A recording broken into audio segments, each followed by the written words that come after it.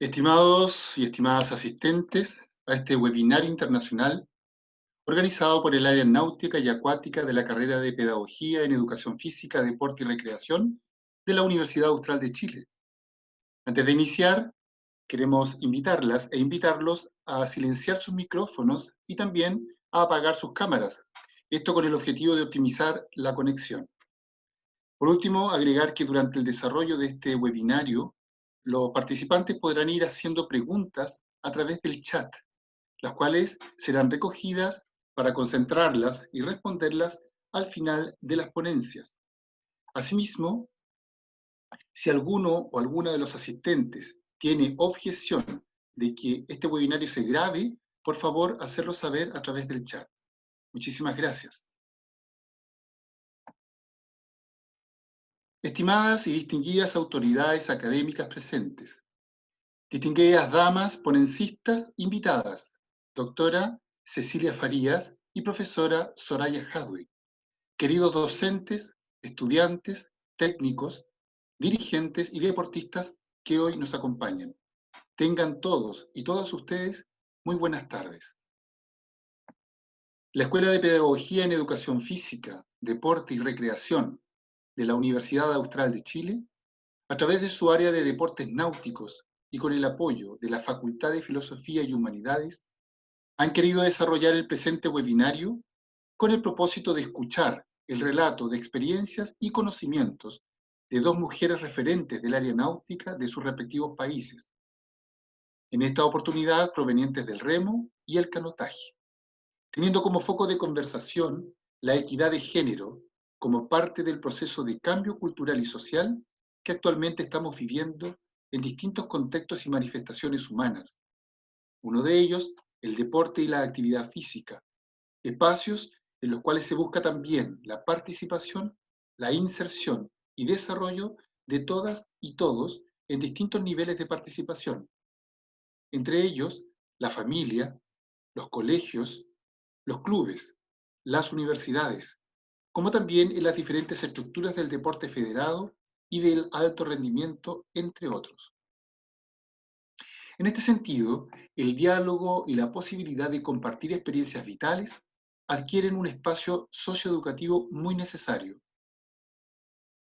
Para dar inicio a la coordinación de las respectivas ponencias y experiencias, queremos saludar a los docentes moderadores de este webinario, profesora Paola Castro y profesor Carlos Murso, ambos docentes de la carrera de Educación Física de nuestra Casa de Estudios. Profesora Paola, profesor Carlos, bienvenidos. Saludarles cordialmente a todos y a todas. El área náutica y acuática, la cual está compuesta por las asignaturas y disciplinas de kayak, natación, aguas abiertas, salvamento, remo y navegación a vela, y también comentarles sobre las características y estructuras de este webinario. La presentación de ambas invitadas va a tener una duración entre 25 a 30 minutos cada una, para luego continuar con un espacio de reflexión y respuesta en función de sus comentarios y preguntas realizadas en el chat de este encuentro. Muy buenas tardes a todos y a todas. Sean todos bienvenidos. Le damos la bienvenida a la doctora Cecilia Farías, abogada, vicepresidenta de la Federación Internacional de Canotaje, responsable del programa de desarrollo, presidenta de la Comisión de Diversidad e Inclusión en la misma Federación Internacional de Canotaje, vicepresidenta de la Asociación de Confederaciones Deportivas Panamericanas, ACODEPA, presidenta honoraria vitalicia de la Confederación Panamericana de Canoas, COPAC, miembro de honor vitalicia de la Confederación Sudamericana de Canoas, COSURCA, jueza y jurado de las disciplinas olímpicas de canotaje de velocidad y slalom, jueza de los últimos 4 Juegos Olímpicos de Verano para la especialidad de canotaje velocidad, designada presidenta del jurado de la misma disciplina para los Juegos Olímpicos de Tokio 2020, ya postergados para el 2021. Organizadora profesional de Juegos Deportivos Multidisciplinarios, los Juegos Asiáticos, los Juegos Árabes y Olímpicos de la Juventud. Gerente técnico deportivo del Ente Nacional de Alto Rendimiento Deportivo de la República Argentina, ENAR. Sin más, le damos el pase a la doctora Cecilia Farías, que nos acompaña desde Argentina. Buenas noches, Carlos. Buenas noches a todos y todas. Les agradezco muchísimo esta oportunidad de poder compartir con ustedes experiencias, conocimientos, si es posible, y transitar juntos un poco lo que es el camino de la equidad dentro del deporte, que es un camino que tiene muchos baches, pero cada bache representa para nosotros un nuevo desafío y la necesidad de superación. Así que, bueno, aquí estamos y dispuesta para ir desarrollando el tema, Carlos y Paola, como ustedes deseen ir guiándolo. Ok, Cecilia. Cuéntanos un poco cómo han sido tus inicios y cómo ingresaste a esta disciplina del canotaje y dónde has llegado hasta ahora. Bueno, mis inicios fueron en el Club Argentino de Canotaje, en Buenos Aires, Argentina. Creo que es importante y lo suelo mencionar en actividades de este tipo, encuadrarnos en la época histórica de la que estoy hablando. En aquella época estábamos en los años 70, en el 74 me acerco al club por primera vez, y por lo tanto, en aquella época, en el club se focalizaban más en lo que eran las actividades de los varones, más que en la actividad de las mujeres.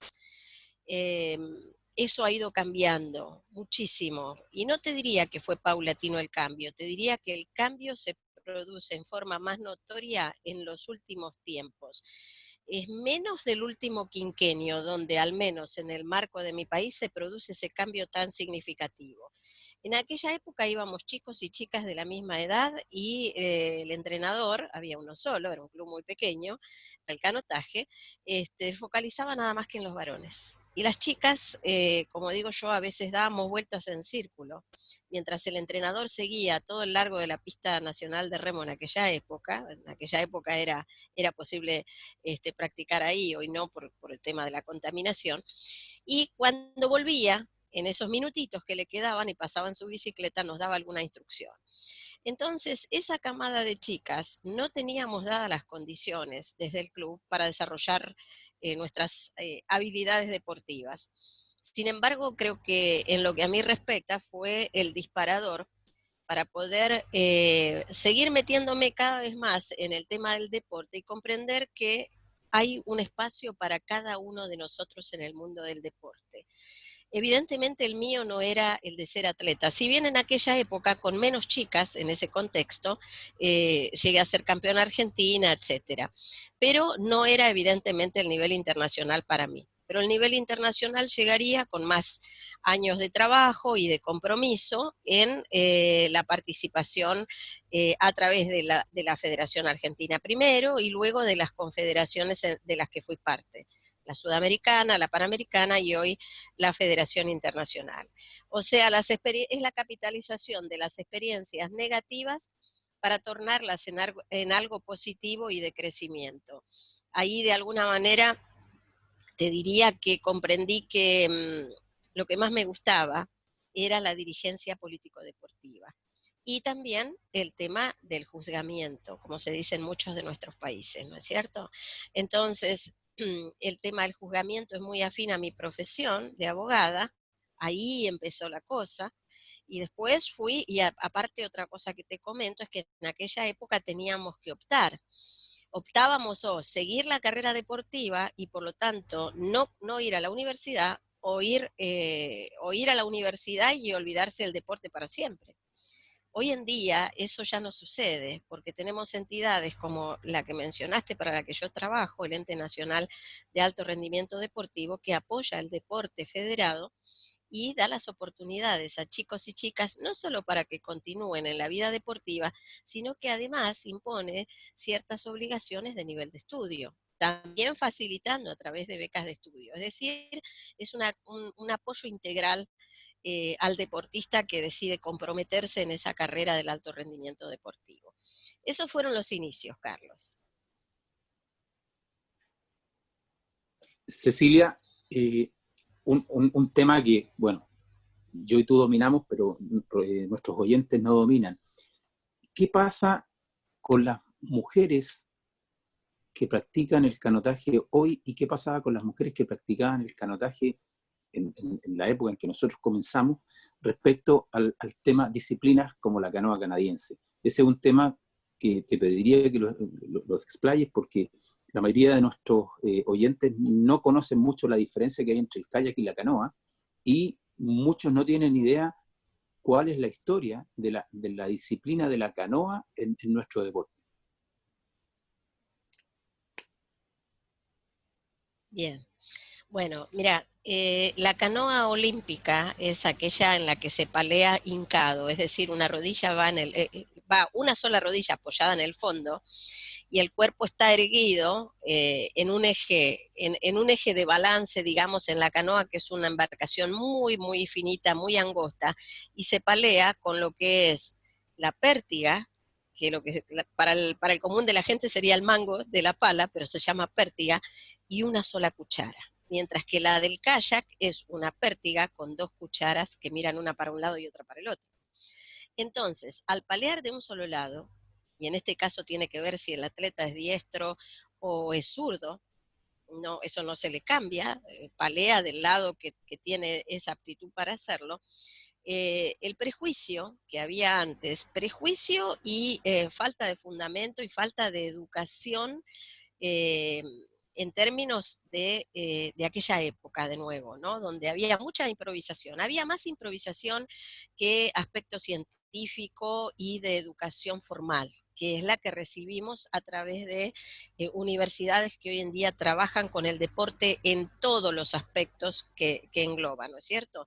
Entonces se pensaba que hacías un ejercicio que estaba en una sola mitad del cuerpo, y por lo tanto decían, mira, no solo para la canoa canadiense, sino para las chicas del kayak que tenían espaldas, desarrollaban espaldas muy grandes, tenían espaldas muy, muy, muy voluminosas.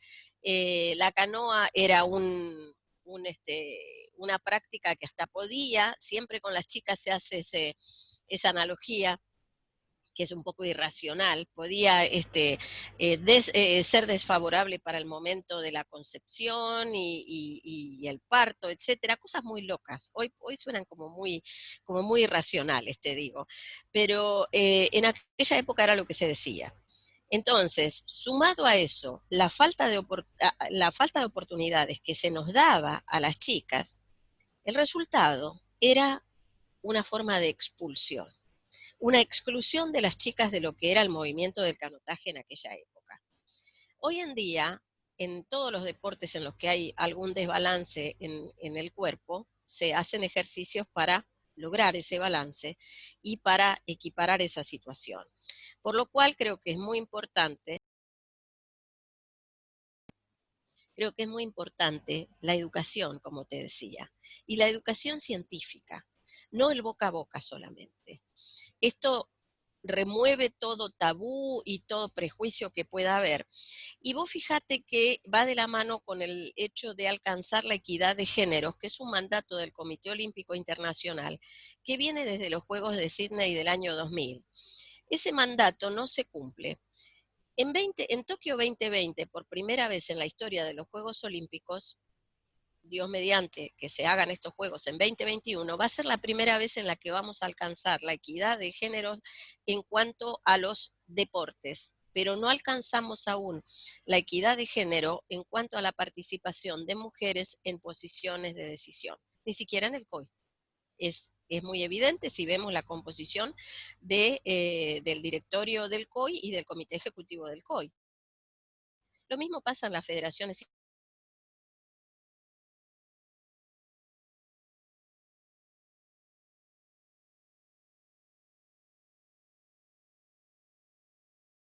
país para focalizar, para mirar, porque vos sabés que Chile siempre tuvo canoa masculina, no todos los países tienen canoa masculina, y tiene canoa femenina ya clasificada para los Juegos de Tokio 2020, ¿no es cierto? Entonces es muy para remarcar y para imitar. ¿Cómo entra la canoa femenina qué pasa dentro de un deporte para lograr la equidad en cuanto a los eventos que componen el programa deportivo. Como no tenemos más medallas del COI que permitan adicionar eventos, hay que quitar algunos. Entonces, ese es el gran conflicto político.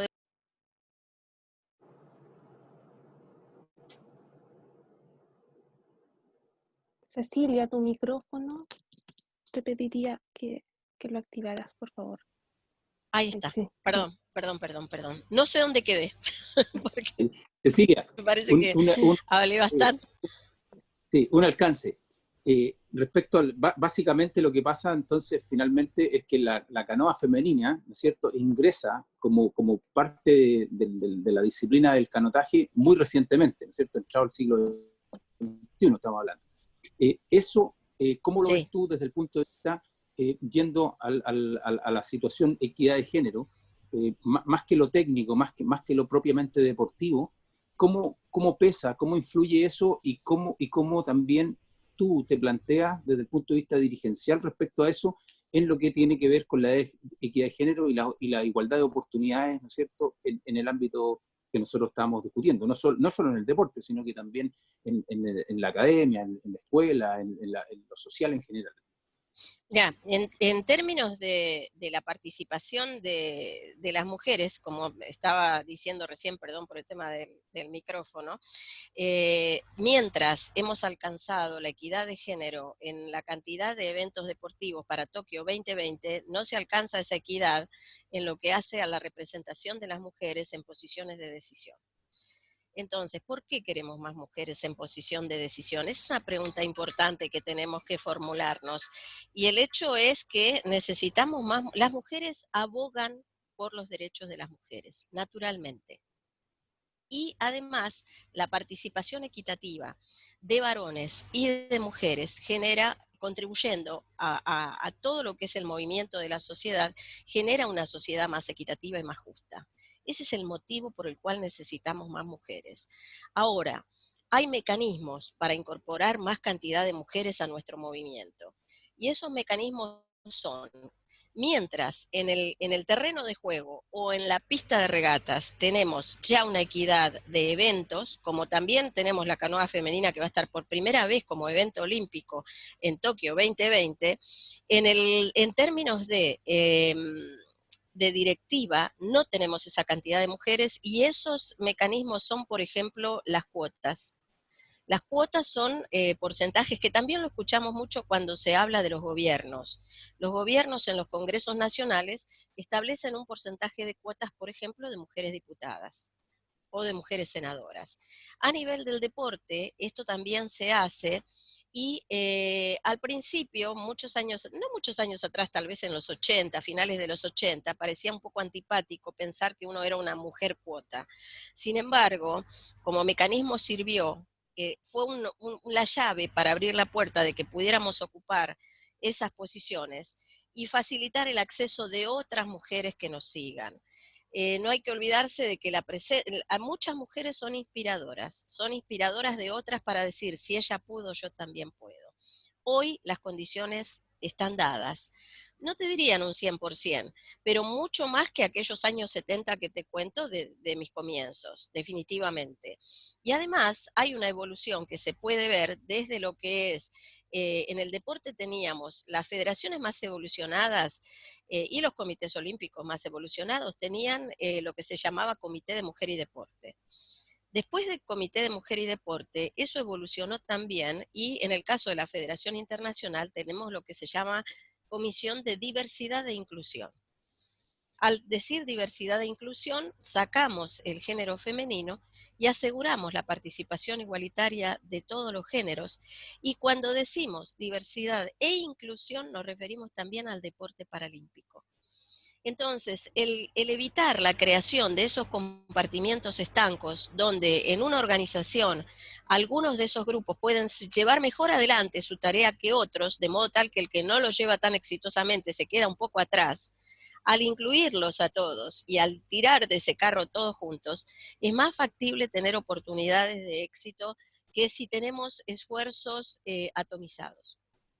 Ese es un poco el movimiento que hay hoy en día, el objetivo, y hay algo que creo que es importante en todas este tipo de webinar, de sesiones, de charlas que estamos teniendo. Muchos asistimos a reuniones de género. Me toca asistir a una en estos próximos días. Las cuestiones de género no necesariamente están emparentadas con la equidad en términos de representación, tanto de atletas como de dirigentes, ni con los casos de acoso y abuso sexual en el deporte, que también que pueden suceder a todos los géneros. Entonces, hay que, en estas participaciones que tenemos que remarcar esas diferencias. Una vez que uno comprende esas diferencias es cuando se puede llevar de una manera más coherente hacia adelante estas acciones dentro de las organizaciones deportivas. Cecilia, quiero tomarme un poco de lo que estabas comentando respecto como a este movimiento que se fue dando, que ha sido de muchos años. ¿Cómo fue vivenciarlo, pasar de estar rodeada principalmente de solo hombres, o también a nivel de dirigentes también está principalmente liderado por hombres, pero cómo es el camino para ir también insertándose, ir también proponiendo, ¿cuál es lo que tú nos puedes comentar respecto a eso? Mira, en mi experiencia, yo siempre digo que hay que tener determinación para lograr objetivos. En mi vida personal ha sido la determinación a iniciar tareas y terminarlas. Y lo que yo veo que distingue a las mujeres que se involucran en este tipo de movimientos es el accionar. Las mujeres somos efectivas y prácticas, lo cual no quiere decir que no haya hombres que no lo sean. Por el contrario, sigo haciendo hincapié en la importancia de ese trabajo conjunto, de una sociedad armónica donde todos cooperamos. Ahora, es importante señalar que llegamos a ocupar ciertas posiciones por ser mujeres competentes, no por ser mujeres. Ser mujer, el género que tenemos o la elección que tengamos de género es otra cosa. Acá lo que importa es la competencia, el alto grado de compromiso. Paola, vos sabés que estas posiciones de federaciones internacionales y confederaciones panamericanas son posiciones ad honorem, no son rentadas. Con lo cual sacamos tiempo de nuestra vida familiar y laboral rentada para meternos en todos estos temas, por lo cual realmente tenés que estar muy, muy comprometida para poder llevar adelante todo esto. Esto creo que es muy, muy importante. Y otra de las cosas que creo es que tenemos que animarnos a participar de elecciones. A muchas mujeres les falta el coraje de ir a una elección donde hay muchos hombres. Cuando gano mi elección de vicepresidenta, éramos 7 candidatos, de los cuales éramos 3 mujeres. La mayor cantidad de votos la obtuve yo. No lo digo por una cuestión de egocentrismo, lo digo para animar a las mujeres a que lo hagan, a que se presenten, a que trabajen y por sobre todas las cosas que las preceda su trabajo. Ese mundo de hombres que vos mencionaste tiene hombres maravillosos, entre ellos siempre menciono mi mentor Charles Yatman. Él fue, antes que yo, presidente de la Confederación Panamericana y con él, en mis años como secretaria general de la Confederación, aprendí de él. Él fue lo que hoy se llama técnicamente mi sponsor. Y el sponsor no es solamente el que te da un par de zapatillas o un par de anteojos con una marca. El sponsor es el que te hace visible. Entonces, muchas mujeres del movimiento deportivo tenemos sponsors que nos hacen visibles a través de nuestras capacidades y de nuestro trabajo. Otros de los colegas varones, y es la parte más frustrante, son los que ponen lo que llamamos barreras invisibles. Nadie te dice que no, pero siempre hay una objeción. Este es el mundo de la política deportiva. Entonces hay mucho lobby, hay muchas conversaciones, igual que en el mundo de la política de los gobiernos de un estado, etcétera. Entonces, existen lo que son las barreras invisibles. Existe también la posibilidad de, cuando las papas queman, llamar a una mujer, ponerla en una posición en la que total, si se cae de donde la han puesto, no importa. Pero no es así. Entonces es importante también que nosotras tengamos muy claro el panorama antes de tomar ciertas decisiones. O sea, Otra cosa que es muy importante es la madurez. Cuando yo era muy joven, junto con otra colega mía, brasilera, hablábamos y decíamos, todos tienen el cabello blanco. Y nos parecía como que para estar en esas posiciones tenías que tener el cabello blanco. Esto quería decir la edad, los años. Y bueno, sí, cuando uno llega ahí, aunque no parezca, se tienen los cabellos blancos, pero es también la experiencia que se gana y la posibilidad de decidir y de correr por esas elecciones. Las mujeres tenemos que trabajar algunas mucho en lo que es nuestra presentación como tales, la forma en la que nos presentamos a nosotras mismas, la forma en la que nos paramos, la forma en la que hablamos. Trabajamos mucho en eso. No somos muy improvisadas, por lo menos el gran grupo de mujeres que trabaja a nivel de federaciones internacionales en este tipo de posiciones. Y después también hay que considerar que algunas han querido o desean en algún momento llegar a las posiciones más altas como de repente. Y la carrera político-deportiva es una carrera que tiene varios pasos y que requiere de una formación, de una educación, de una capacitación. Hay cosas que son básicas, por ejemplo, la preparación en los idiomas. Las federaciones internacionales tienen lenguajes preestablecidos. Por lo tanto, tenemos que prepararnos. La educación formal no termina nunca. No termina nunca, no solo por el deseo de una de aprender, sino porque parte de la clave de llegar a ocupar estas posiciones es seguir formándose en todo este espectro que hace que podamos ser más efectivas en pro del deporte en el que estamos. Sí, el tema de la experiencia es un tema es muy importante, sobre todo también de lo que vamos conociendo día a día, de cómo tenemos que enfrentarnos, como mencionas tú, estos cargos que son ad honorem, muchas veces limitan un poco por la misma preparación que hay que tener, la preocupación, son horas, años, y eso también es lo que también nos comentas tú, como más respecto a eso, cómo podemos, tú dices, de qué manera me puedo motivar a continuar en este camino, de qué manera ha servido todo lo que has pasado para estar en el lugar en el que te encuentras ahora. ¿Eso podría como ahondar un poco más? Bueno, mira, el tema de la motivación es muy importante también. Yo a veces digo que la época de motivar, y siempre menciono los programas de Oprah Winfrey, no sé si ustedes los han visto en Chile, que es fue una conductora muy exitosa, es una de las mujeres más ricas del mundo, por otra parte, en los Estados Unidos, ya no hace sus programas, pero sigue produciendo películas, etcétera. Eran programas llenos de inspiración y motivación. En esa época, final del siglo pasado, era muy importante tener ese tipo de motivaciones. Hoy es diferente. Hoy hay un movimiento de participación de las mujeres muy fuerte. Y algunos de estos movimientos tienen como origen la necesidad o el deseo de volcarse a la parte deportiva, como yo, y otras tienen otro tipo de motivaciones, como por ejemplo el incremento tan grande de la violencia de género. En definitiva, cuando hablamos de tipos de violencia no deseada, bien sea a través del acoso y abuso sexual en el deporte, o de lo que se llama violencia de género, por otro lado, todas estamos en contra de ese tipo de cosas. Entonces, puede que tengas esa motivación externa o puede que tengas una motivación interna y que a medida que vas desarrollando tu trabajo y tu actividad dentro de estas organizaciones deportivas, esa motivación sigue vigente. Tiene mucho que ver con las personalidades, muchísimo que ver con las personalidades, porque, por ejemplo, yo que me gusta mucho la participación como jueza y sigo haciéndolo, por ejemplo, he comenzado con muchas colegas en la misma época y tomamos caminos diferentes. A mí me gustó seguir con esto, más lo del juzgamiento, otras decidieron permanecer en el juzgamiento, otras van hacia el deporte paralímpico, etcétera.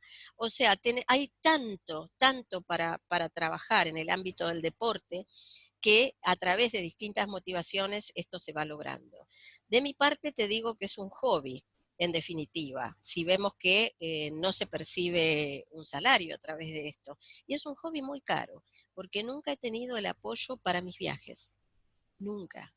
Entonces, esto es de remarcar también, que cuando uno se mete, cuando uno quiere ocupar algunas posiciones que lo desea por todo este trabajo y todo esto que te he explicado antes, hay que asumir a veces que también tiene sus costos hasta en el aspecto económico. Entonces, si no estás dispuesta, si no querés, bueno, te quedás en el ámbito donde sí, las cosas, donde hay un poquito más de apoyo, ¿no es cierto? Ahora, en lo personal, en este abogar por los derechos de las niñas y las mujeres, te puedo decir que lo que me reconforta a mí en mi corazón es ser la voz de las que no tienen voz. Hoy yo puedo hablar con ustedes y tengo el privilegio de que me hayan invitado a compartir con todas las personas que están esta noche en esta reunión. Entonces puedo seguir abogando por esos derechos. Hay mujeres que no van a ser escuchadas nunca, por una cantidad de razones. Y parte de mi compromiso con la sociedad, cuando digo que tiene que ser más justa, es tratar de que las cosas cambien para que ellas vivan en un mundo mejor. Y qué mejor que el deporte, como un vehículo tan sano, para que una mujer y un hombre se desarrollen integralmente. Cecilia, hemos estado muy atentos a lo que tú nos has relatado, y qué fuerte, no fuerte de negativo, sino que fuerte de positivo lo que acabas de decir recién, ¿no es cierto?, de que muchas mujeres no van a ser escuchadas. Eso tiene mucha fuerza, es algo muy potente y muy real, muy tangible. No es algo en el imaginario, sino que está ahí, y es algo que tenemos que justamente propender a este cambio cultural, a este cambio social, y del cual tú has sido partícipe, ¿no es cierto?, durante tantos años, te conozco hace mucho tiempo, y llevas el liderazgo en mucho de esto. Cecilia, hemos llegado al tiempo que nos hemos propuesto. Ya tenemos anotadas algunas preguntas, algunos comentarios, lo vamos al final de la otra exposición, vamos a establecer lo de las preguntas. Te agradezco todo tu relato y experiencia. Te vamos a despedir por un ratito y vamos a dar el paso a Soraya Jadwe, ¿no es cierto?, y a la presentación de la profesora Paola Castro. Muchas gracias, Cecilia. A ustedes, aquí me quedo. Muchas gracias. Ahora vamos a continuar con nuestra segunda invitada, quien es la profesora Soraya Jadwe, que es preparadora física, también es docente colaboradora de la asignatura de kayak en la Escuela de Pedagogía en Educación Física, Deporte y Recreación de nuestra universidad, y también, no menor, que hay que mencionarlo con todo el orgullo, es campeona panamericana y sudamericana de remo. Soraya, puedes comenzar, por favor. Hola, primero ver si me escuchan bien, si me veo bien. Sí, agradecer la invitación. Ya. Saludar a todos los invitados e invitadas.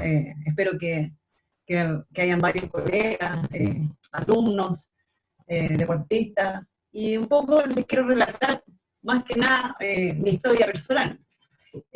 Para eso vamos a ir como a la prehistoria. Bueno, yo más o menos nací en el año 75. Los primeros años viví en Alemania. Mis papás se fueron a vivir allá 5 años, donde estuve la infancia en el kinder. Muy pocas cosas recuerdo, pero haciendo memoria, me acuerdo que, por ejemplo, teníamos muchas actividades físicas, y dentro de esas actividades teníamos una buena relación entre hombre y mujer. Por ejemplo, no sé, íbamos a la piscina, los camarines se compartían, los baños se compartían hombre y mujer, como que no había una diferencia en utilizar estos implementos. Y bueno, después de eso ya nos vinimos a vivir a Chile en los años 80, hasta más o menos el 83.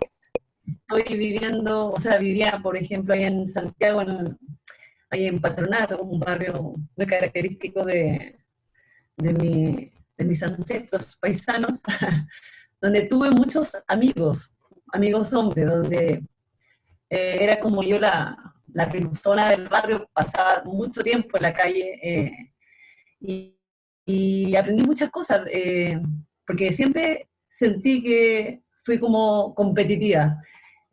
Jugábamos a la pelota, imagínate en los años 80, ver una mujer jugar a la pelota, creo que era inesperado.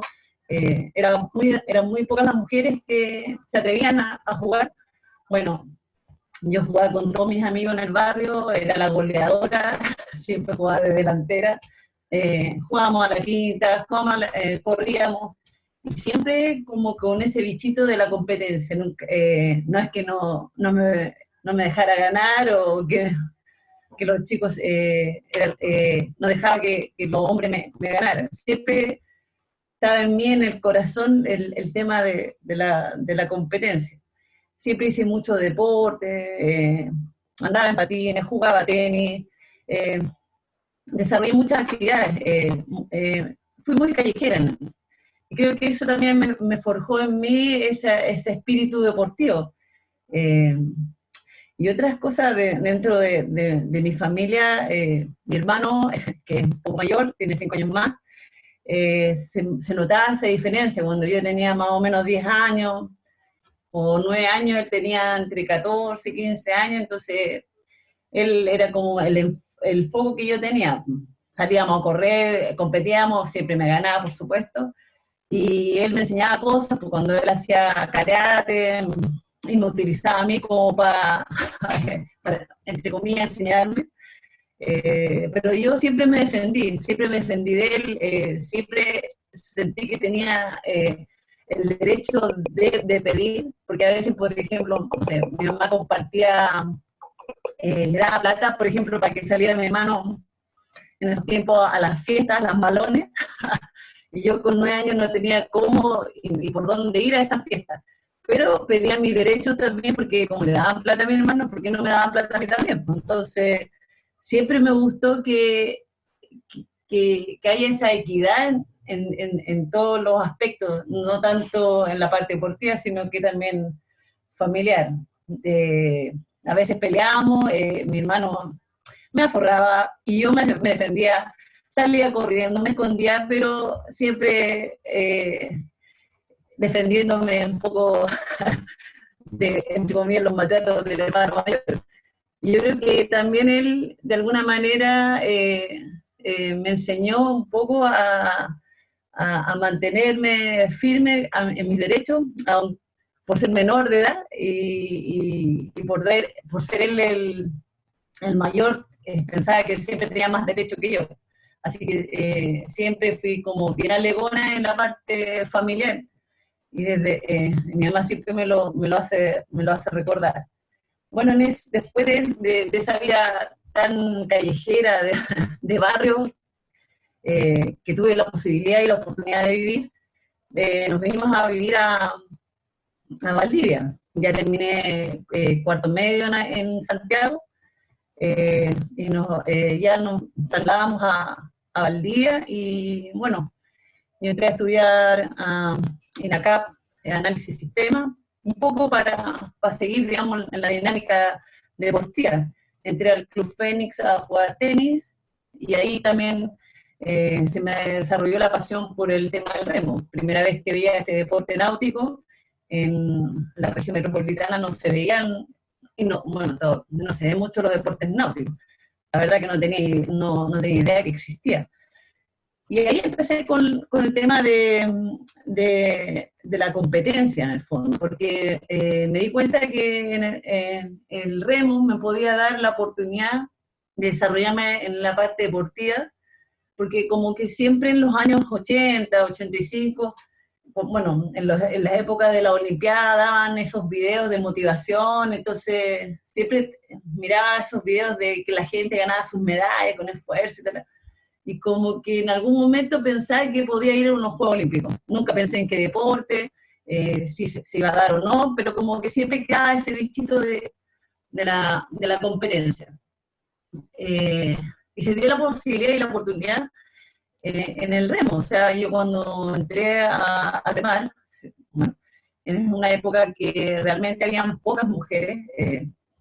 Sí había mujeres que practicaban, pero llegaban a un cierto nivel donde ellas también tomaban la decisión si seguían entrenando o seguían su profesión, porque en esa época también eran muy pocos los recursos que había para viajar.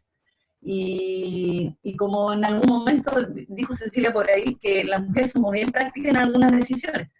Entonces, muchas decidieron seguir estudiando porque no había mucho futuro en el tema competitivo y de viaje. Era muy difícil en esa época viajar por Chile, las platas salían, no sé, te presentaba un proyecto, las platas salían como 2 o 3 años después, entonces generalmente se le da a los mejores botes en ese entonces, que la mayoría eran de hombres, y las mujeres realmente dejaban de insistir en el tema selectivo. Pero yo creo que fui más carnaza en ese sentido, yo creo que seguí un poco más la pasión y las ganas de seguir ese sueño de la competencia.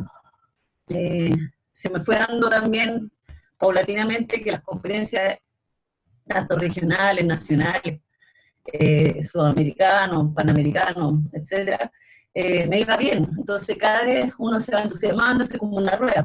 Ah, me va bien, bueno, puedo seguir, vamos a ver cómo me va la otra. Ah, me va bien. Bueno, y en esa vuelta todavía estoy dando vueltas. O sea, es algo que es un círculo que creo que no tiene como un fin. Creo que, o yo por lo menos pretendo que no tenga un fin, no lo sé. Y bueno, lo que más me gustó en el tema deportivo, cuando yo entrenaba con los hombres en ese tiempo, porque la mayoría de las personas que en ese entonces estaban en el selectivo eran, no sé, de 10, 9 eran hombres y yo. Listo, se termina la selección. Y en los entrenamientos el hombre siempre ha sido como bien competitivo, entonces me gustaba competir con ellos en los entrenamientos, siendo que a veces me ponía a distancias más largas, qué sé yo, y sentía que podía ganar, y ganaba a veces. Bueno, llegaba al club con esa con esa cara de triunfo, y bueno, y ellos, ahí empezábamos a discutir de quién había ganado, quién había hecho trampa, qué sé yo. Pero eso yo creo que también me motivó a seguir en esta lucha. Yo creo que también los hombres de alguna manera te enseñan a seguir con tu sueño. No creo que te pongan obstáculos, sino que te dan una forma de demostrar que si tú realmente quieres hacer algo y lo haces con una pasión más fuerte, lo vas a lograr estar igual que ellos o en mejor situación. Y yo creo que eso ha sido un poco el enfoque que me ha mantenido en la selección hasta el día de hoy. Y siempre me propongo como un propósito para todo. No sé, hubo una época que tuve que dejar de remar porque tuve una lesión en la rodilla. De ahí tuve a mi hijo Adriano, Soraya, donde tuve que parar un tiempo. ¿Sí? Dime, cuéntame. Soraya, dos cosas. Disculpa que interrumpa. Una, Me dieron el micrófono y no lo paré. no, no, todo lo contrario. No, que tu micrófono está chicharreando un poquito, si podemos hacer algo con eso, eso una. Y la otra, justamente en ese tema de tu lesión de tu rodilla, el tiempo fuera, ¿no es cierto? De toda esta digamos, porque yo estoy anodado, ¿eh? Hay parte de lo que estás contando ahora que yo no lo desconocía. Así que estoy sorprendido con muchas cosas.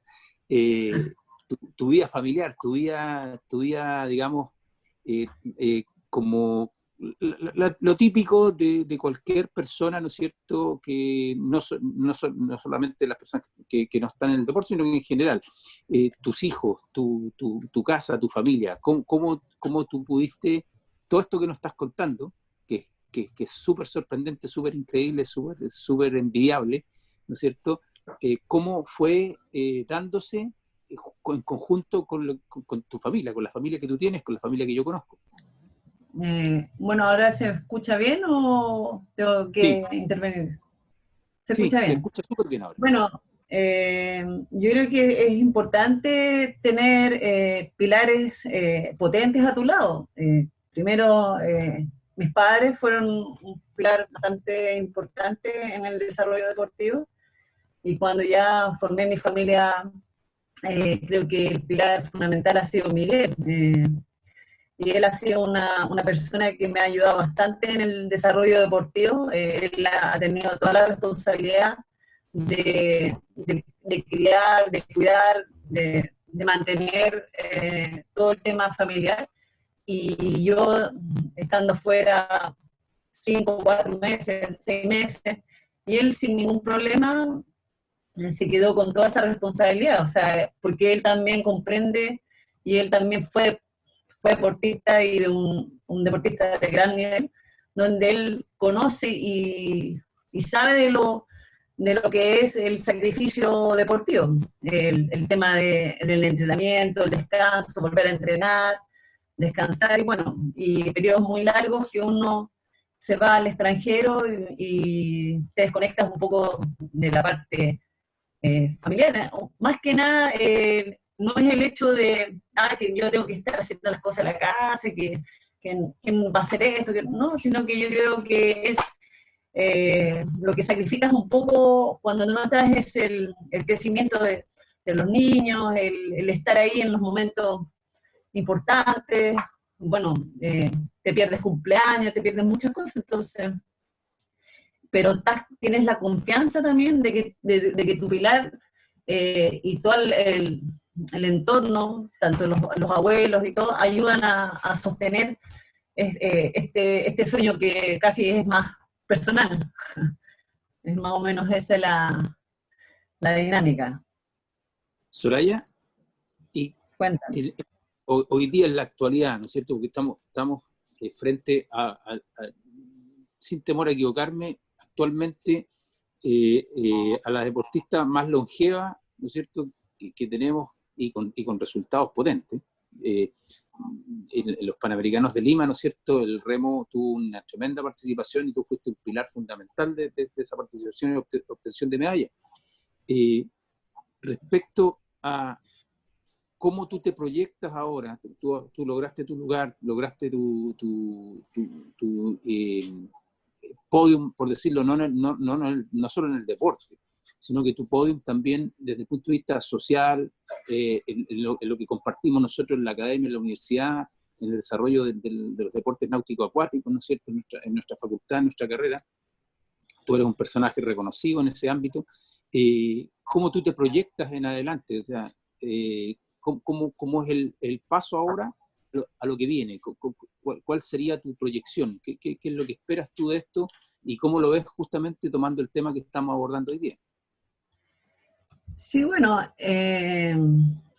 como tú ya sabes, yo me vengo retirando del 2015, pero siempre queda un poco ese bicho, no sé si llamarlo competitivo, sino que yo creo que es un desafío súper personal que uno tiene, entonces te vas desafiando de distintas formas, de distintas maneras en distintas épocas. Por ejemplo, después del 2015 fácilmente me podría haber retirado con una medalla, y con todo el currículum deportivo que ya tenía, no era necesario seguir, digamos, en la competencia.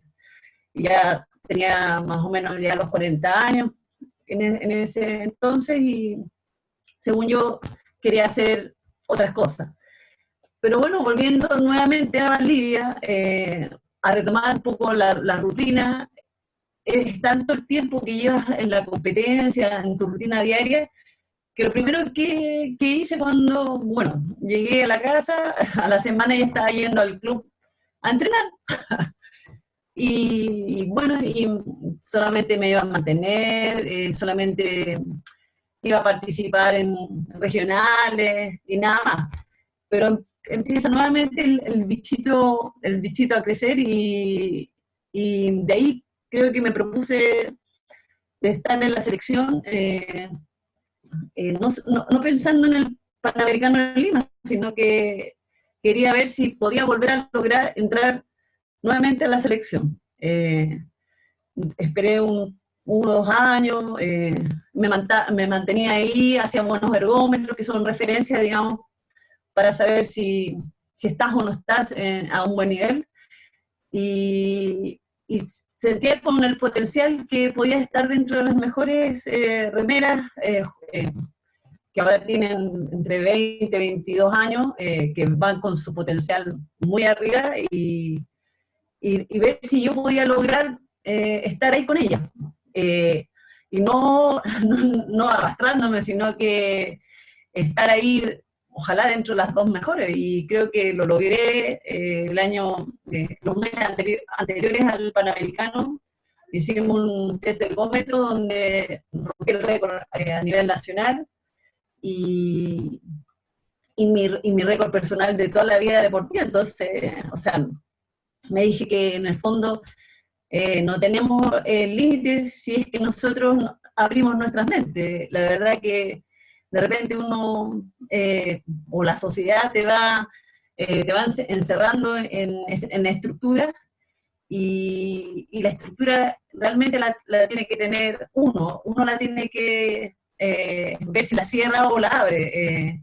Y me propuse nuevamente estar aquí en el selectivo del Panamericano de Lima, logrando, quería estar dentro de un bote competitivo que era el cuádruple. No esperaba hacer el single, pero creo que el desarrollo en los entrenamientos y mi concentración hacia un objetivo fue bastante claro, y se logró, digamos, 2 medallas en 2 botes distintos. Entonces, muy orgullosa de eso, y ahora realmente no tengo un objetivo tan marcado, sino que yo creo que ya mis metas tienen que ir siendo a corto plazo.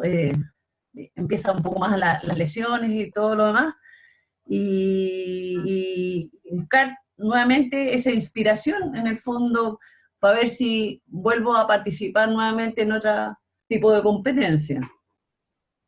Soraya, eso en la parte deportiva, y en el aspecto académico, social, dirigencial, como parte de lo que un poquito escuchamos antes, porque obviamente la vida deportiva activa del alto nivel, ¿no es cierto?, en algún minuto va a llegar a su fin, eso es natural. ¿Cómo tú proyectas tu participación ya en las otras esferas de esto como líder? Porque en el fondo nosotros te vemos como un líder en el deporte náutico acuático, ¿no es cierto?, en este caso el deporte náutico del remo, y también como un líder social, no solamente en el ámbito deportivo, sino que en el ámbito social. ¿Cómo tú crees, o si tú crees que vas a tener una participación, y cómo te gustaría que fuera? Bueno, recalcar también que dentro de estos años he hecho equipo con ustedes, con Carlos y con Jorge Miller, en el tema de educación física en la rama de calle. Ya han sido un buen complemento. He aprendido bastante de ustedes en el área del kayak, un área que, si bien algo conocía, pero mi mundo es más la parte del remo. Aprendí muchas cosas, he aprendido muchas cosas y sigo aprendiendo. Y creo que en ese aspecto nos hemos complementado bastante bien los tres. Y la verdad que mi objetivo hoy en día creo que es entregar un poco la experiencia. Yo creo que uno no puede ser mezquino o mezquina en este caso, en entregar las cosas que uno ha vivenciado. Siempre hemos estado dispuestos con Miguel a entregar nuestra experiencia, nuestros relatos, y siempre estamos abiertos a eso. Y la verdad es que tampoco no me encierro en un enfoque, no, esto voy a hacer, y si se me presenta otra cosa, no lo voy a hacer. Yo creo que uno tiene que ver y tratar de captar las oportunidades que van pasando al frente tuyo, y ver si la tomas o la dejas.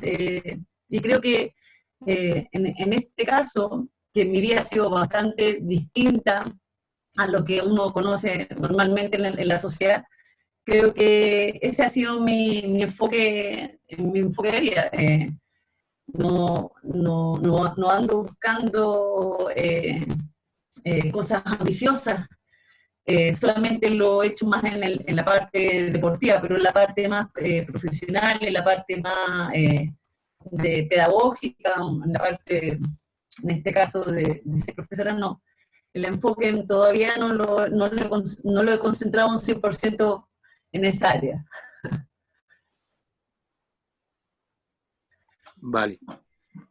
Ok, Soraya, como para ir redondeando el tema y cumplir con los tiempos, ¿cuál sientes tú que ha sido, por ejemplo, tu desarrollo, justamente que estás hablando ahora del tema académico, ¿no es cierto? ¿Cómo sientes tú que eso ha influido en tu desarrollo profesional, en tu desarrollo de vida?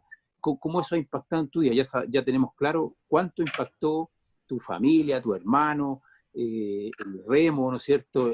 Esto de no conocer los deportes náuticos en Santiago. Yo también soy originario de Santiago y sabemos que en el río Mapocho no se puede hacer remo.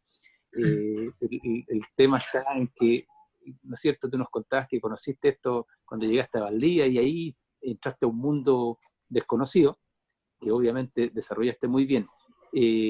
¿Cómo ves el impacto de todo esto finalmente?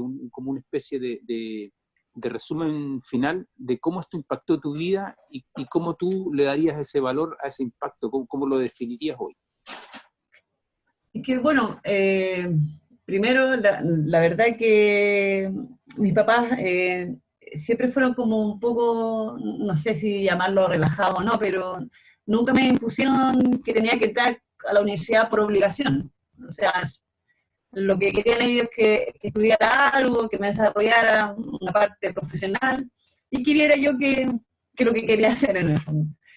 Y como estaba recién en el tema del remo, todavía compitiendo a nivel nacional, qué sé yo, me metí en acá para estudiar análisis de sistemas.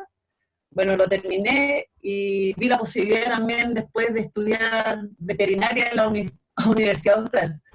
Pero justo cuando entré a estudiar veterinaria en la universidad, me pilló, creo que en el momento más complejo en la parte competitiva. Los viajes eran muy largos, estaba mucho tiempo fuera. Si bien los profesores fueron bastante buenos en el sentido de aplazarme las pruebas y todo lo demás, pero hubo mucho tiempo que no pude desarrollar el tema de pruebas y lo demás, sí que tuve que congelar y al final deseché la carrera porque la parte competitiva a veces ya me estaba estresando, llegaba incluso a momentos que no estudiaba para poder descansar y dormir. Así que me lo tomé con un poco de relajo en ese sentido, en no obligarme a tener una profesión tan definida, sino que si uno tiene herramientas independientes de cuál sea, y si la desarrollas bien y te va bien, creo que uno tiene que valorar esas cosas. No solamente la vida se basa en ser profesional, sino que yo creo que hay cosas muy prácticas y técnicas que te ayudan a un desarrollo bastante positivo en tu vida personal, tanto económica y aparte que siempre mi familia, tanto mis padres como Miguel, me han apoyado en el otro camino, que es la parte netamente ahora deportiva. Muchas gracias, Soraya. Y te repito, impactado con algunas partes de tu relato, positivamente, muy positivamente, y hemos cumplido con el tiempo, ¿no es cierto?, estipulado de la participación de cada una. Ahora vamos a pasar al momento que corresponde a los comentarios y las preguntas. La profesora Paola ha recogido las preguntas y comentarios y yo le voy a pedir que ahora, ¿no es cierto?, vaya dirigiendo esas preguntas a cada una de ustedes, tanto a la doctora Cecilia Farías como a la profesora Soraya Jadwe, Y vamos a dar el paso a la profesora Paola para que procedamos a esta parte del webinario. Bueno, muchas gracias a todos y a todas también por los comentarios que han estado dejando en el chat y también las preguntas. Lo primero que vamos a hacer, voy a dejar una consulta y la idea es que desde las dos visiones vayamos reflexionando y contestando. La primera pregunta está en relación a cómo ven, porque se habló mucho del deporte como la manera de que tenemos para poder relacionarnos entre todos y todas de manera integral, pero cómo se ve la convivencia entre los deportistas. Esa es la primera consulta.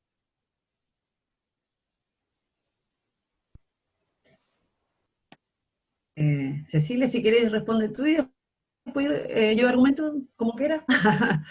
Bueno, si la pregunta se refiere a la convivencia, digamos, por ejemplo, en un campamento de entrenamiento, donde de verdad es convivencia porque hasta solemos estar alojados en un mismo edificio, etcétera, creo que hoy hay otra mirada. Hay una mirada de mucho más cuidado y de más cuidado de los adultos, que somos nosotros, que somos los responsables de los atletas, especialmente de los más chicos. Hay prácticas que antes teníamos que hoy se van dejando de lado. Por ejemplo, perdón, Guitotos.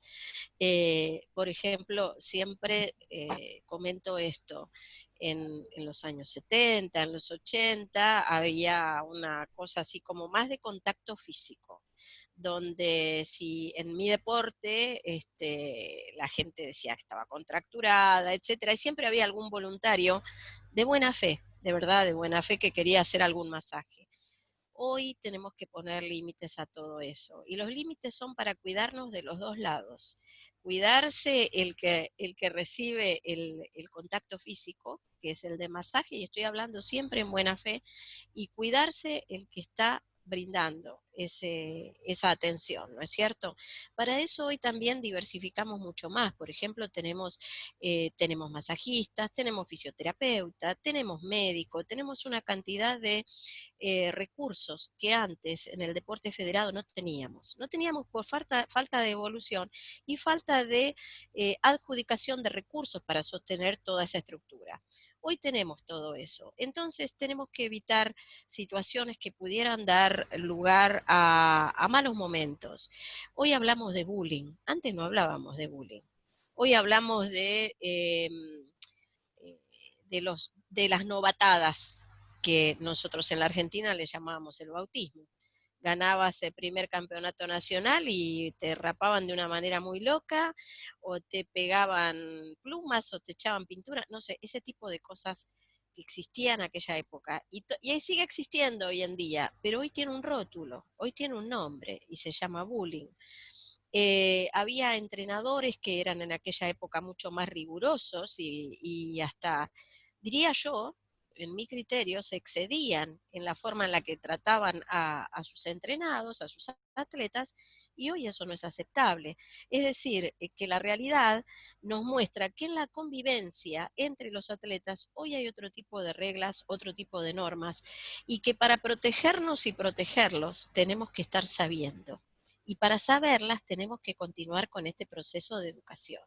Esta educación proviene de los comités olímpicos nacionales, proviene de las instituciones educativas muy ayornadas que integran este tipo de temas a lo que es la educación formal.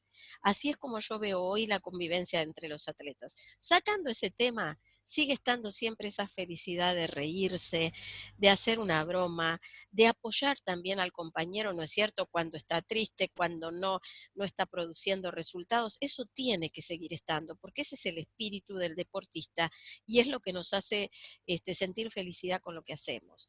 Pero evidentemente Marco cambió y todos los días, no sé si todos los días, pero muy seguido, desgraciadamente, estamos leyendo noticias de temas terribles, de acoso, de abuso, vemos películas sobre todo esto. Entonces no es que le pasa al de al lado, pasa en cada uno de nuestros deportes. Y ahí es donde ese tema de convivencia entre atletas tiene que ser mucho más cuidado por parte nuestra. Es mi mirada de esta situación. Gracias, Soraya. Bueno, complementar también un poco de la historia, recordaba un poco lo que decía Cecilia. Un par de años atrás, claro, se hacían iniciaciones a los chicos que ganaban competencia y realmente no eran agradables, pero era parte de la idiosincrasia en ese minuto de lo deportista. Hoy eso ya no es permitido y ahora casi imposible hacerlo en el fondo. Pero sí hay una vida de club que es la que yo creo que es por la que yo me enamoré en el tema del remo, que es como estar en tu segunda casa. Sientes que gente que te acompaña en momentos buenos, en momentos malos. Eh, Haces vida social en los clubes. Hoy en día se ha perdido mucho la vida de barrio, creo que por lo mismo, porque ya la gente se está preocupando un poco más de dónde están sus hijos, tiene mucho miedo de qué va a pasar, y lamentablemente yo viví de la otra cara, lo pasaba muy bien en la calle, aprendí muchas cosas de la calle y también aprendí muchas cosas de la vida del club. Y es muy importante también para los niños esa socialización con distintos pares de su misma edad y del otro género. En el fondo. Es muy importante cómo ellos se tienen que desenvolver y respetar también y respetarse entre ellos. Y yo creo que el club cumple con esa expectativa y siempre están los más adultos, los que son más grandes, que también apoyan, miran, visualizan, ven los comportamientos de los más jóvenes y tratamos de que la vida del club sea algo normal y llevadera y algo que te llena de orgullo cuando tú representas a tu club. Más o menos eso. Bueno, muchas gracias. Continuaremos con otra consulta y que va en relación al deporte de la alta competición, que es actualmente que en la preparación de las diferentes competiciones sí se ve, o ustedes observan que se ve asegurado el apoyo equitativo de ambos géneros, ya sea en entornos tanto de salud integral como de los recursos económicos, entre otros, y así desarrollar el plan de entrenamiento, finalmente. En este caso, Soraya, por favor. Soraya. Bueno, la verdad que hoy en día, como en un minuto recalcó Cecilia, en el tema del remo, se han ido quitando algunas pruebas de hombres y han puesto más pruebas de mujeres para esta equidad de cantidad de deportistas en la participación, tanto en mundiales como en las Olimpiadas. Y la verdad que en el tema yo creo que no se basa tanto en el género, yo creo que se basa más en el caso del remo, en los resultados que tú puedes tener a nivel competitivo. Generalmente hay más hombres hasta el momento entrenando, llegan más tiempo en el alto rendimiento. Las chicas en general a veces, por distintas cosas sociales, a veces dejan de remar teniendo buenos resultados, porque, no sé, pues, ya quieren terminar de estudiar, muchos quieren hacer su vida familiar, quieren tener hijos, casarse, como el protocolo, por el protocolo social.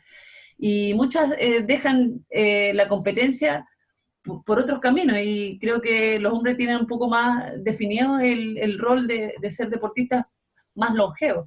Pero eso ha ido cambiando también. Yo creo que también hay que ir visualizando ahora cómo ha sido. Y hoy en día las mujeres se han potencializado mucho en el tema competitivo. Yo creo que Chile se ha dado cuenta, no sé si Sudamérica en realidad, porque Argentina nos lleva muchos años de ventaja, que las mujeres hemos desarrollado mejores competencias, mejores resultados a nivel internacional. Como que en un minuto se potenciaron las mujeres y hoy se ven muchas destacadas deportistas femeninas en distintos deportes a nivel nacional. Y yo creo que se basa en porque algunas han creído en lo que hacen y se han mantenido en el tiempo. Más o menos esa es como la visión que tengo yo de lo que es el alto rendimiento. Paola, yo coincido con lo que está marcando Soraya. Cuando hablamos del alto rendimiento, no hablamos de género. Hablamos del rendimiento de esos deportistas, tanto varones como mujeres. Ahora, hay algo importante que es cómo se llega al alto rendimiento, que es a partir de lo que es la base de la pirámide del desarrollo. En ese sentido, donde tenemos que trabajar en todas las organizaciones deportivas para que esa base sea no solamente sólida, sino también grande. ¿Por qué hablamos del formato de pirámide? Porque a lo largo de ese camino deportivo muchos van dejando por diversos motivos. También es importante lo que dice Soraya en cuanto a que, ¿por qué dejan las mujeres? ¿Porque son mujeres? No, porque tenemos otras opciones de vida y la bendición de la maternidad. A veces se puede conciliar con la actividad deportiva, ya sea como atleta o como dirigente, y a veces no, o a veces es una opción. Muchas veces nos preguntamos también, y suele ser materia de muchos de estos webinarios, es ¿por qué no hay más mujeres entrenadoras? Justamente por lo que menciona Soraya, este es uno de los motivos. Han decidido seguir otros caminos, ¿no es cierto? O sea que ahí no hay diferencia. Si el atleta es bueno, es indiferente el género. Bueno, muchas gracias. Tiene toda la razón sobre el alto rendimiento, esto de que sí o sí tenemos que, no importa si es hombre o mujer, el fondo es, estamos practicando un deporte y estamos buscando lo mejor en eso. En función con esa premisa les quería consultar lo siguiente. ¿Qué estrategias se podrían implementar para modificar la cultura androcentrista en el ámbito del deporte y la actividad física? Bueno, lo que yo te puedo decir es que básicamente ese trabajo de nuevo comienza en la base. Son trabajos que llevan ciclos. Esos ciclos están relacionados, son ciclos generacionales. Entonces, es probablemente muy difícil cambiar esta percepción, digamos, de un androcentrismo en personas, no sé, de arriba de 40 años. Otros no, son perfectamente abiertos en cuanto a percibir todo este movimiento tan importante. Pero es más difícil cambiar que generar una educación en la cual, como dijo Soraya también, cuando hablamos de los niños y las niñas interactuando, por ejemplo, en la célula más pequeña del deporte, que es el club, haya un compartir, haya un respeto, haya una ayuda, principalmente en nuestros deportes, donde en otros años, y ojalá siga siendo así, cuando teníamos que poner nuestros kayaks o nuestros botes de remo en el agua, cada tanto había alguna mano de algún compañero que nos ayudaba con todo eso, a ponerlo o a sacarlo del agua, ¿no es cierto? Bajarlo de las camas, porque nuestro deporte también tiene eso. Nosotros en la Argentina llamamos camas a los estantes donde se colocan los botes cuando no los estamos usando. Todo eso, fíjate también, Paola, que tiene que ver con deportes que no son deportes muy amigables con las mujeres. ¿Por qué? Mi estatura es 1,50. Las camas siguen hasta 1,60 o más. ¿Cómo hago para bajar un kayak de allá arriba? Me desanimo. Tengo que pedir a un compañero, en aquella época eran muy buenos mis compañeros que ayudaban, pero decían, ay, otra vez estas chicas. Fíjate que tienen que ver, los pequeños hechos del día a día tienen mucho que ver con la permanencia, con el absorber esas mujeres dentro de los deportes y con la visión de los dirigentes de comprender que tenemos que hacer el deporte más amigable en muchos sentidos. No solo en conocer nuestros deportes, son complejos, por ejemplo, en los procesos de pasar a final, de hits, o sea, eliminatorias, semifinales, finales, repechajes tiene el remo, nosotros no tenemos. O sea, son tremendamente complejos de entender. Entonces, capturar una audiencia más grande, más numerosa, capturar el interés de mujeres y varones implica que el deporte sea más amigable y probablemente salir de las estructuras tradicionales y convencionales. Y ambos deportes, tanto el remo como el canotaje, a través del tiempo lo hemos hecho. Nosotros tenemos canotaje oceánico, remo tiene el coastal rowing, o sea, vamos adaptándonos a los tiempos y así como adaptamos el formato de competencia, también tenemos que tener esa mirada de lo más amigable para lo que es la participación femenina. Muchas gracias. Soraya. Sí, un poco para complementar, Yo creo que de a poco las mujeres se han ido empoderando también en las distintas áreas. Yo he visto, por ejemplo, no sé, hace 15 años atrás no habían jueces arbitrando una regata. Ahora ya se ven 5 o 6 mujeres arbitrando en condiciones de lluvia, viento, como decía Cecilia, que no son muy amigables a la hora de desarrollarlo. He visto también crecer mucho en las áreas de iniciantes a las mujeres entrenadoras en distintas regiones, donde a ellas les gusta más. Me parece que el desarrollo de la actividad física con niños, en el fondo el remo empieza con niños de entre 10 y 12 años, y creo que por ahí entra el gusto a ser entrenadora.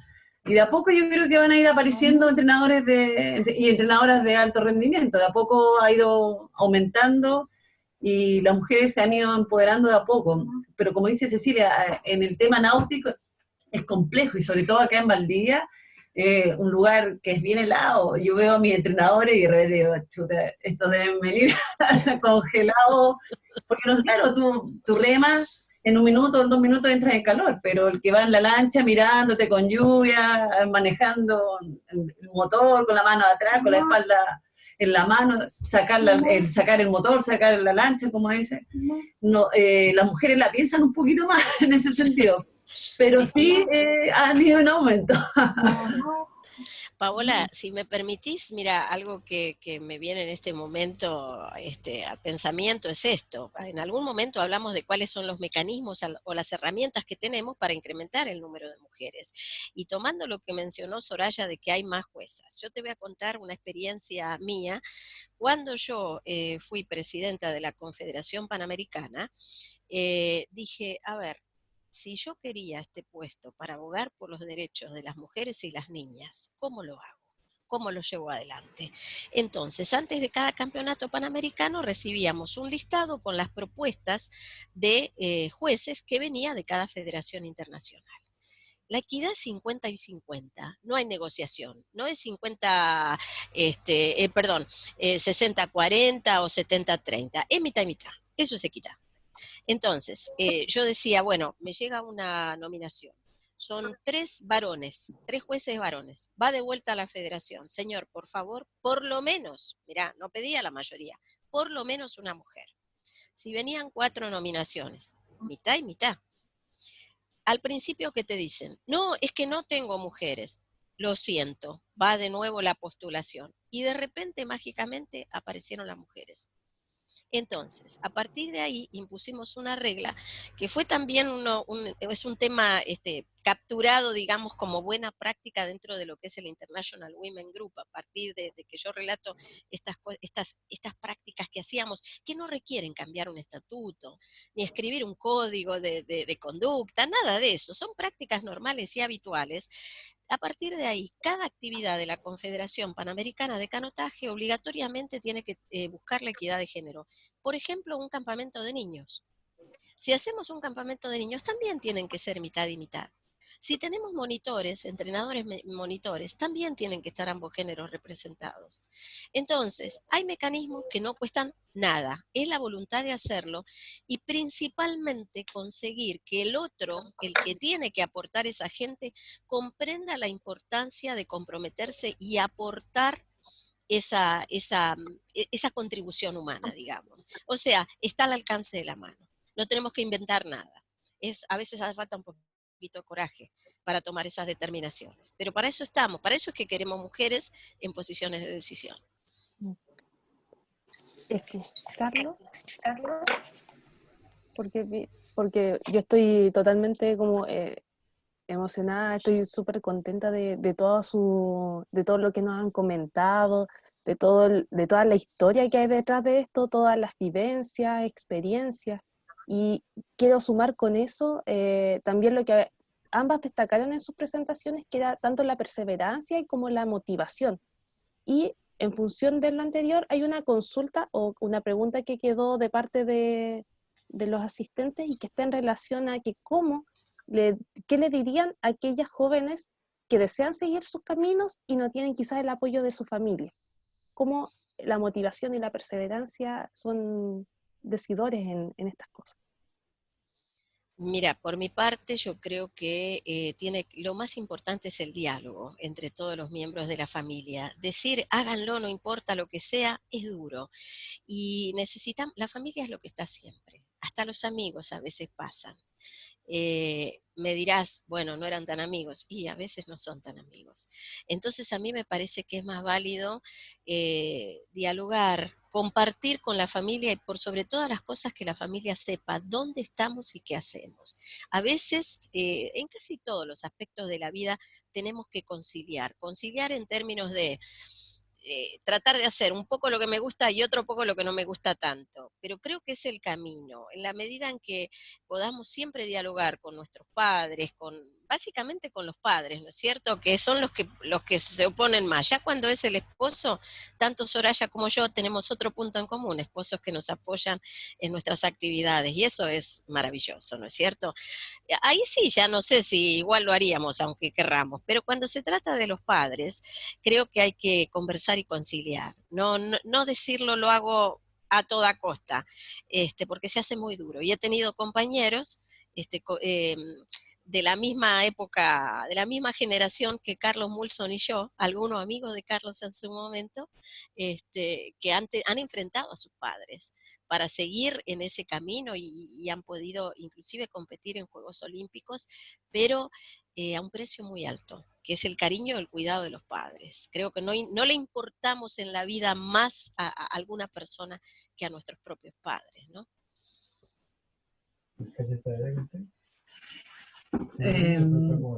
Bueno, y un poco para complementar, me he puesto en varias situaciones. En el fondo, lo que generalmente ha pasado en el tema deportivo, en el remo, que los chicos llegan a cierta edad, más o menos entre los 17, 18 años, que tienen que tomar la decisión de entrar o no a la universidad. Entonces, obviamente los papás lo único que quieren es que los chicos entren a la universidad y dejen el tema deportivo, porque muchos de ellos ven que no hay un futuro en el tema competitivo de alto rendimiento. Entonces, claro, los padres quieren asegurarse, entre comillas, que el chico sea profesional, tenga su carrera y por ende poder después vivir, subsistir en la vida. Pero yo creo que es fundamental también la mirada del entrenador. Yo creo que en este caso Augusto, que es el entrenador de nuestro club Fénix, siempre ha sido o ha tenido la capacidad de convencer a los padres de que los chicos que han tenido este problema sigan remando. Yo creo que es muy importante lo que digan los entrenadores, porque en el fondo también ellos son parte de este círculo. Es importante lo que puedan transmitir los entrenadores, esa seguridad hacia los padres, porque al final los padres en algún momento determinado van a ceder si ven que hay un fundamento y hay algo sólido de parte del niño que quiere entrar al alto rendimiento. Eso más o menos. Bueno, creo que estamos llegando ya al punto final, a la etapa final de nuestra reunión webinario de hoy día, nuestro conversatorio. Antes de finalizar, quisiera expresarle a Cecilia todo el compromiso que hay en este tema, y dentro de ese compromiso aprovecho de pasar el aviso. Estamos trabajando duramente para que el próximo propuesta de cambio de estatuto, al menos la Federación de Canotaje de Chile, incluya, lamentablemente Cecilia, no podemos cumplir con el 50-50 porque son 9 directores y tiene que ser número impar, pero al menos pretendemos cumplir con el 4-5, o sea, 4 mujeres, 5 hombres, y establecerlo como parte de los estatutos, que en la próxima elección, ¿no es cierto?, sean 4 mujeres en el directorio y 5 hombres, o tal vez, no sé, al revés. Llegamos a hacer al revés, 5 sí, mujeres, 4 hombres, no se sabe. Pero lamentablemente no puede ser miti-miti o 50-50, como decimos en Chile, porque son impares. por reglamento, digamos, legal que exige que sean números impares. Pero estamos en esa en esa posición de poder lograr esa equidad en todos los ámbitos. Porque no solo los deportistas que están en el agua necesitan la equidad, sino que también necesitan que quienes los dirigen estén en esa equidad. Y yo sé que tú estás en ese tema, así que yo creo, y también expresarte que creo que por lo menos los que estamos aquí, los que tenemos más de 40, tengo harto más de 40, estamos también convencidos de que es el camino. Agradecerle, Cecilia, agradecerle, Soraya, por su disposición, por su tiempo, por sus tremendas experiencias y por lo potente de su relato. Muchas gracias. Paola, si quieres dirigirte finalmente, te concedo la palabra. Gracias, Carlos. También agradecerles a Cecilia y a Soraya y también a nuestros asistentes por todas las consultas, todo lo que nos fueron también preguntando y así generando un diálogo que fue muy bonito, que fue muy enriquecedor y de verdad les agradezco porque sí, yo me siento hoy día pero súper así como con el corazón lleno. Espero y esperamos también que tanto ustedes estén muy contentos de haber participado acá y que nuestros asistentes también hayan disfrutado mucho del encuentro. Bueno, yo les quiero agradecer una vez más la invitación, lo he disfrutado muchísimo y espero que nos volvamos a encontrar pronto, espero que estemos todos bien, que estemos con mucha salud, porque nos sobra entusiasmo para hacer cosas, para todos, para compartir, así que bueno, ojalá que la próxima vez nos veamos allá en su tierra. Les mando un abrazo enorme, ha sido un placer. Soraya, te mando un beso y un abrazo muy, muy fuerte. Somos las mujeres de nuestra América Latina. Adiós. Gracias.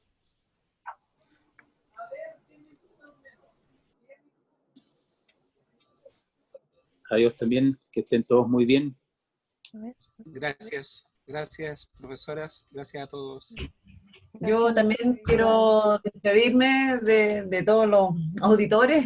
Espero que un poco el relato de experiencia haya servido quizá en distintos ámbitos y solamente decir que querer, creer, valorar y potenciar. Agradecida. Chao. Gracias, Soraya. Muchas gracias. Que estén muy bien. Mami.